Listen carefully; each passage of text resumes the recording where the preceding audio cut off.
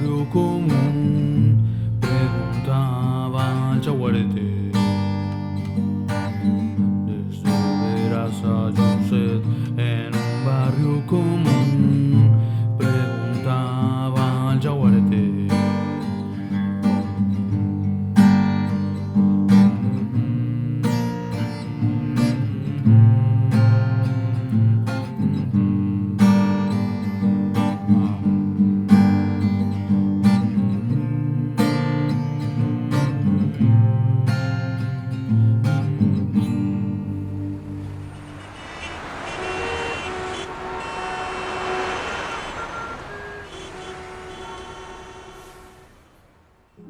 ¿Cómo va? Vinimos hasta Palermo a Futurock Café y Libros a buscar el librazo de Flor Alfón, el libro sobre Fabio, y lo vamos a estar presentando en Feria del Libro. Tuve la suerte de que Fede me dijo: che, Ale, ¿te animás a hacer esto? Sí, vamos. Y por supuesto de que Flor es una genia y súper generosa.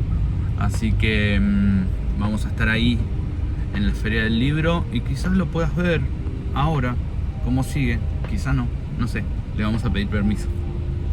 Muy buenas tardes, señoras y señores, sean todos bienvenidos en el marco de la 17ª Feria del Libro de Berazategui, Librartes 2024. Estamos aquí en el espacio Poli Bernatene para la presentación de un libro más en la Feria del Libro, en la 17ª Feria del Libro.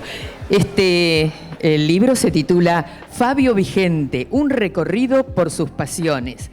Hablemos de la autora, la presentamos en sociedad. Antes de eso vamos a agradecer a las autoridades que están presentes, el intendente municipal, doctor Juan José Musi, los secretarios, bueno, todo el gabinete se ha dado cita.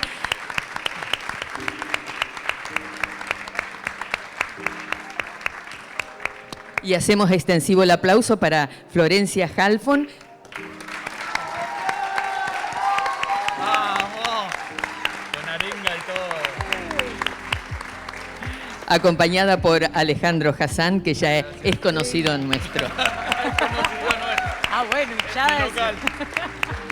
Hablemos ahora sí de Florencia Halfon. Ella es nacida en Buenos Aires, es muy joven, es periodista especializada en temas de información general, integró la redacción de los diarios Crítica y Tiempo Argentino, colaboró con el matutino La Nación, la revista digital Anfibia y en 23. Actualmente escribe en Cenital, trabaja en radio desde que terminó el colegio secundario, pasó por Rock and Pop, Nacional Rock, Radio Nacional, AM del Plata, Radio Metro. Hoy conduce Ahora Dicen, que es en la primera mañana de Futurock, y es columnista también de Elizabeth Bernazzi en Pop. En televisión fue conductora del programa En Porvenir en Canal 7 y co-condujo en Canal 26.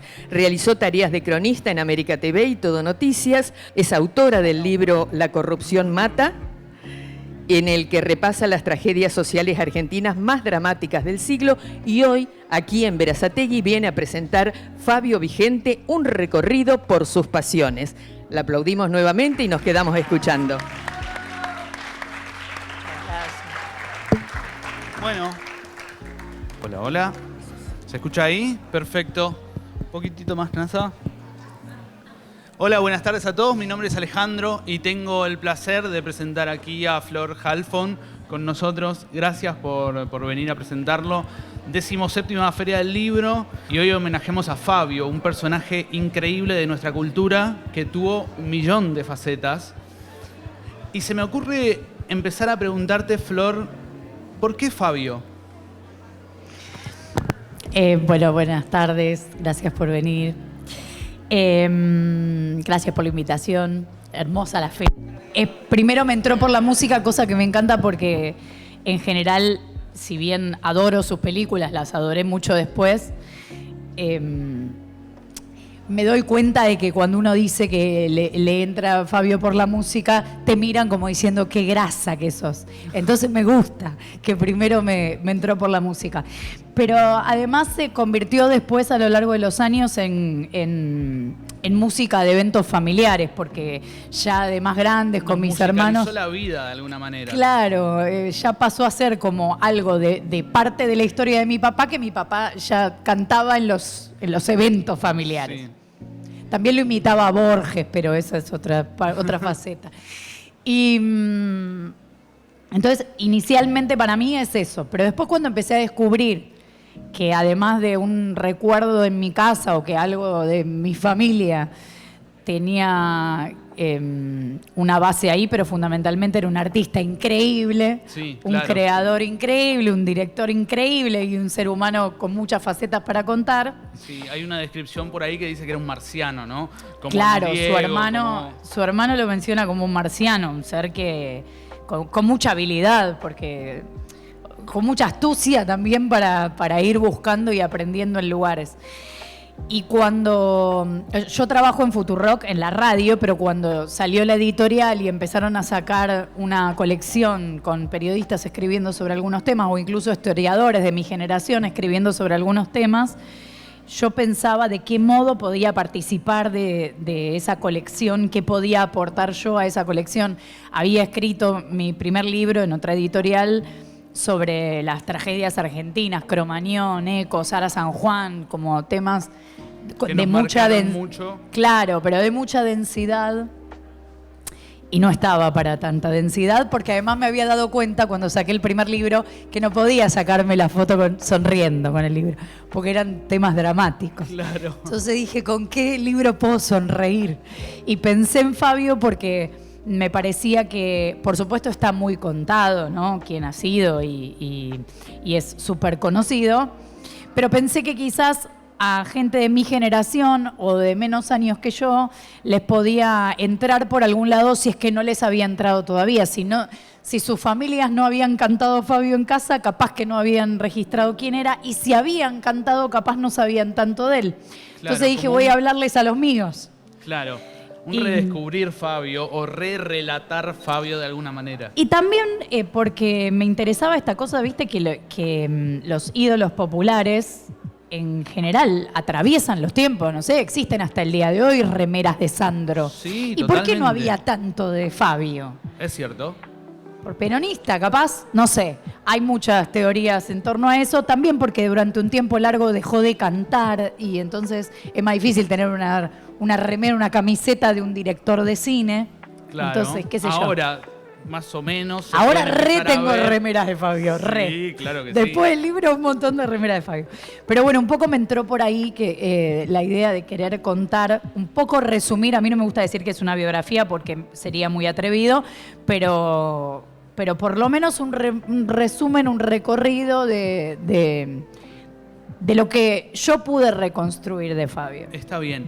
Y la gente se encuentra con el libro Fabio Vigente y dice un recorrido por sus pasiones. Has puesto hincapié en 4 momentos muy importantes de Fabio.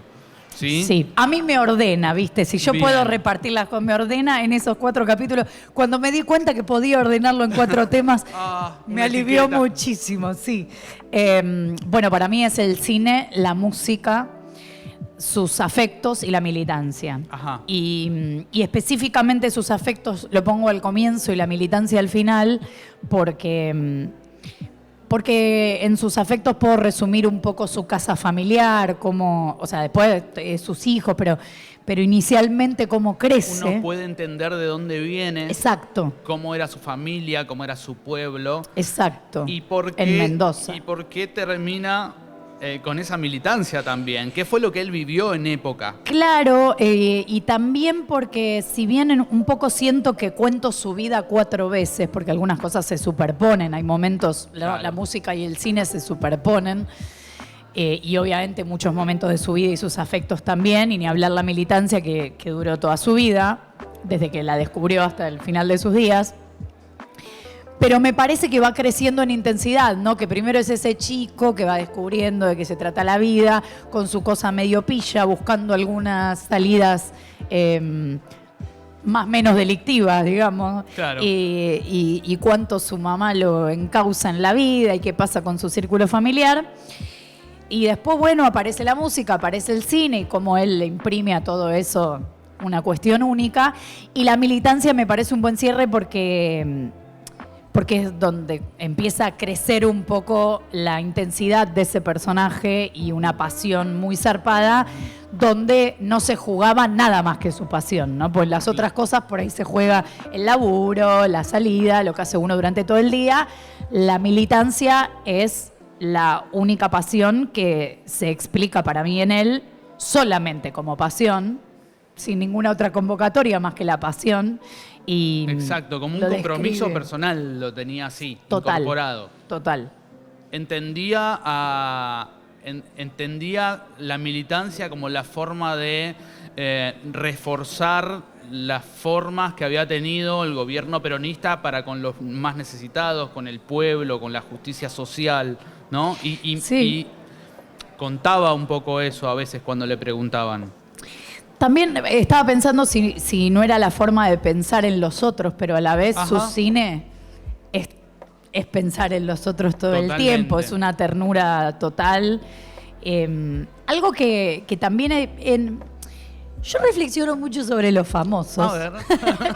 No, porque me parece que en general alguien muy, muy famoso, en el tiempo que sea, famoso por lo que sea, es alguien que vive una realidad bastante distinta a la que vivimos el resto de los normales. Totalmente.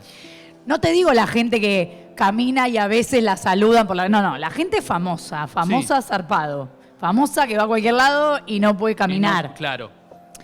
Y entonces me parece alucinante que en ese universo existan quienes todavía pueden tener los pies sobre la tierra. Y eso para mí lo describe a Fabio, a quien no conocí. Solamente conversé con un montón de gente que lo conoció. A lo mejor Juan José me puede decir si tenía los pies sobre la tierra, pero a mí me parece que eso lo describe muchísimo. Totalmente.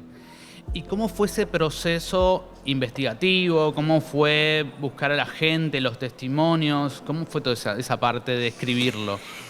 Bueno, primero cuando pensé en Fabio, me dije, tengo que tantear un poco si existen, no sé, 5 o 6 personas. O sea, si llamo a las primeras 5 o 6, ¿están dispuestas a hablar para un libro? Claro. ¿O ya me empiezo a encontrar con impedimento?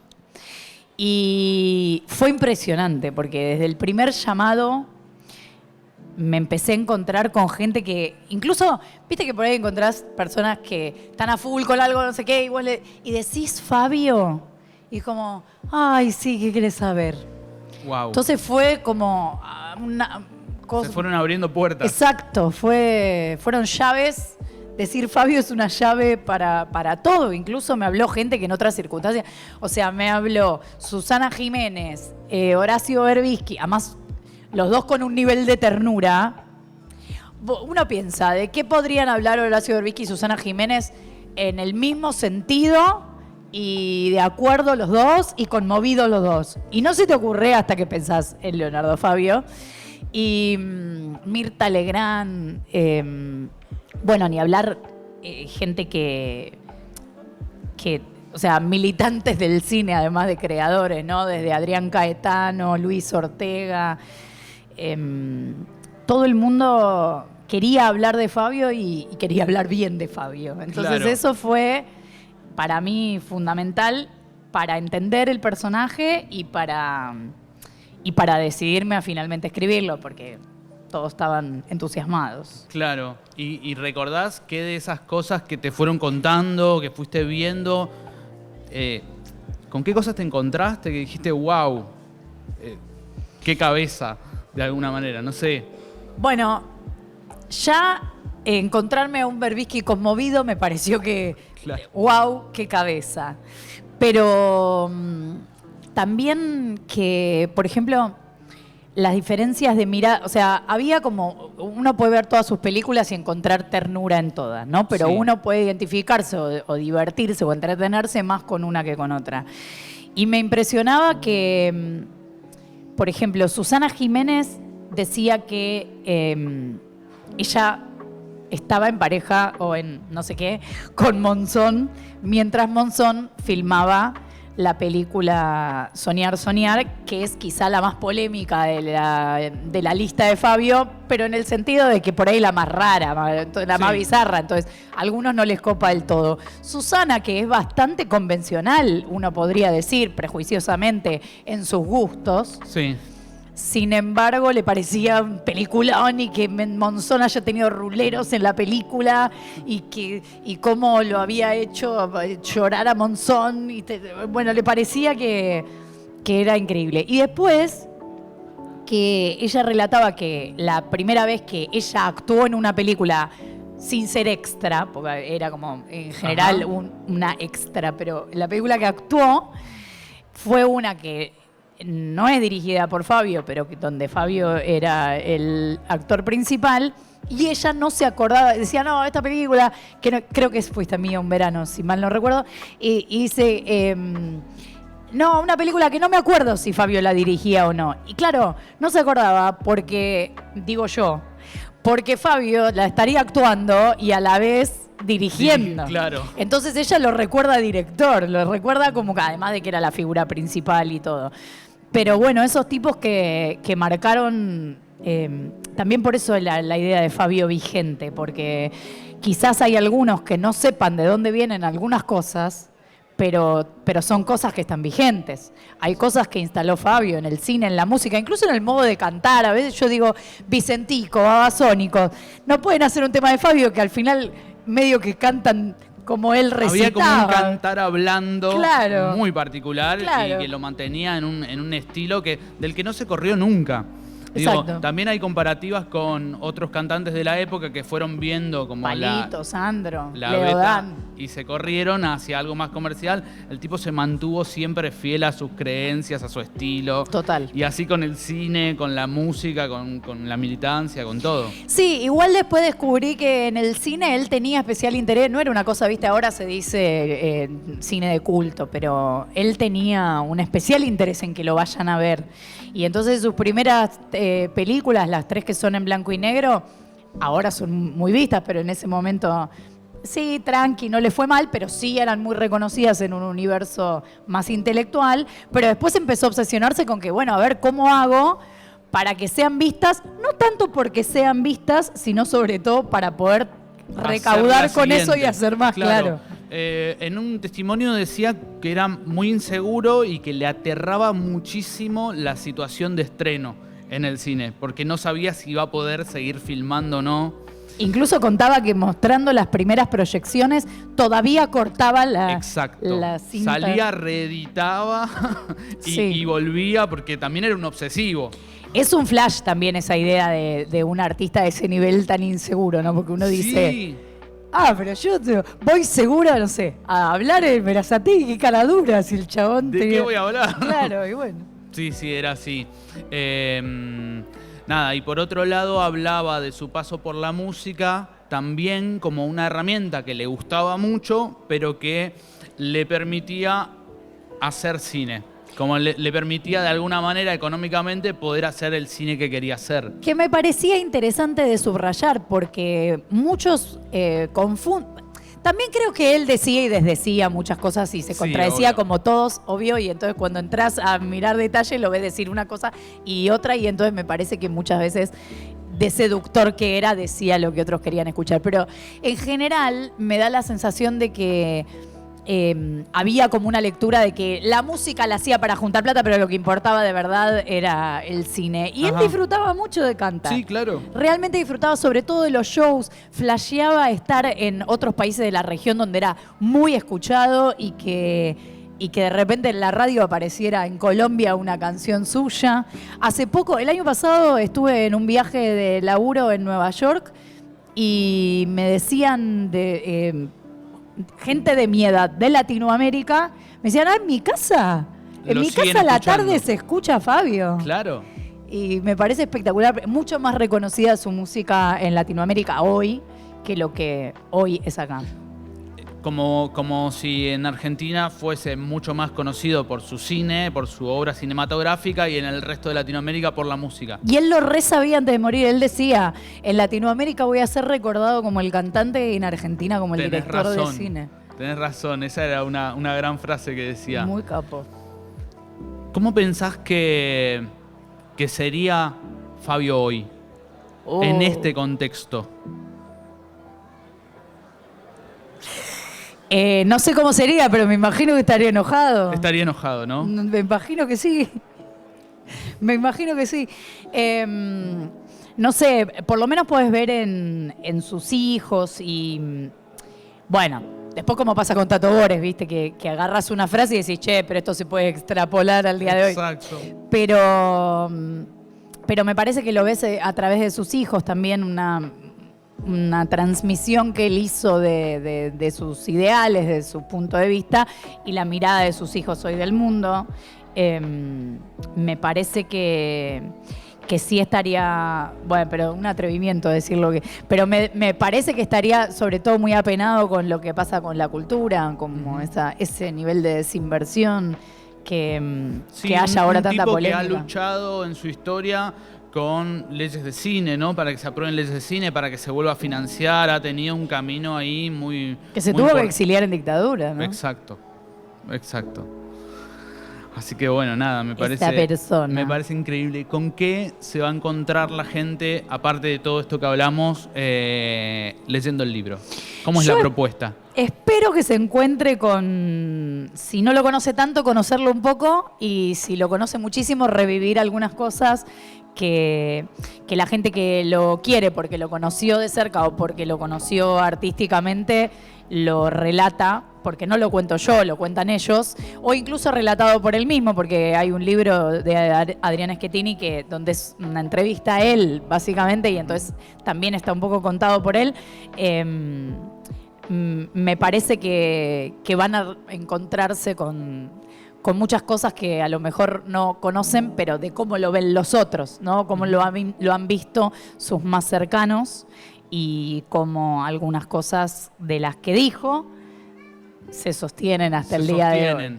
Totalmente, sí. Hay una frase interesante que dice que habla del cine como memoria de los pueblos, ¿no? ¿Te ha tocado analizar sus pelis a lo largo del tiempo que te tocó escribir el libro?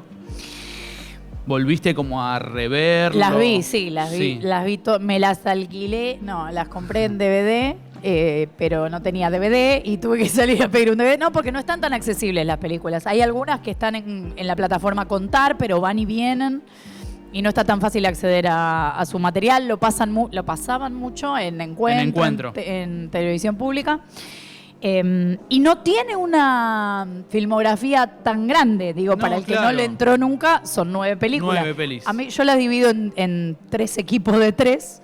Las primeras 3, que son las blanco y negro y sus comienzos, demoledoras las 3.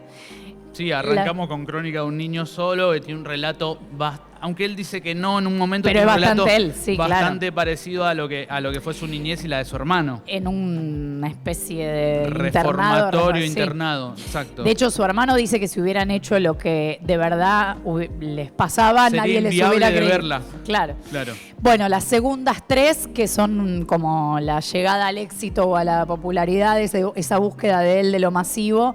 Igual en el medio ahí entra Soñar. Lo que pasa es que tampoco tuvo demasiado tiempo, se estrenó en el 76 y después, bueno... Claro, se estrena ahí por un contexto histórico también. Claro. Él ya quería contar algunas otras cosas y dijo, no, esto tiene que esperar, como por ejemplo Gatica. Bueno, y las últimas 3, ¿no? Gatica, Sinfonía del Sentimiento, y la segunda parte de Aniceto, o la remake de Aniceto, no sé cómo llamarle, que ya son al regreso del exilio, con otra realidad, ya sin cantar, salvo en algún show internacional o alguna gira, pero en líneas generales dedicado específicamente a eso.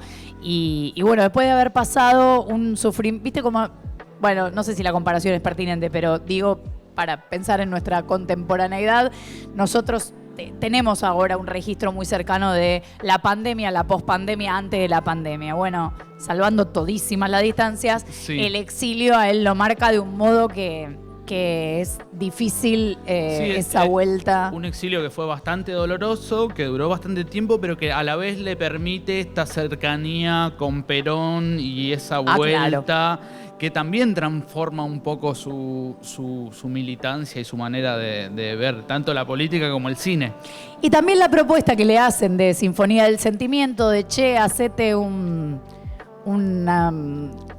Hacete un síntesis corto. claro, Sí, una síntesis 6 del horas. peronismo y terminala ahora pronto porque se vienen las elecciones y él dijo me voy a tomar todo el tiempo del mundo y no terminaba, con Duhalde puteando porque no terminaba. Claro. Y bueno, se tomó todo su tiempo, hizo 6 horas de documental. Lo estamos proyectando ahora en el bar de Futurock los domingos. Ajá. Se está proyectando 2 domingos el documental, no sé cómo llamarle, la mirada de Fabio sobre el peronismo. Sí. Sinfonía del Sentimiento. Pero bueno, digo, también esa posibilidad de como... Mira, vas a hacer una película por encargo. Sí, me voy a hacer mi película. Claro, o sea, Fabio sí siendo voy, Fabio. pero claro, Fabio siendo Fabio. Fabio siendo Fabio. Bueno, Flor, nada, muchísimas gracias A por vosotros. estar acá. Los vamos a invitar a todos y a todas a leerlo primero. Vamos a ir al stand de la LEF, ahí, Bárbaro. para que puedan saludarla, charlar, firmar libros, lo que tengan ganas. ¿Te parece? Bárbaro. Bueno, muchas gracias por todo Muchas y gracias a todos. felicitaciones. Gracias por estar ahí. Gracias.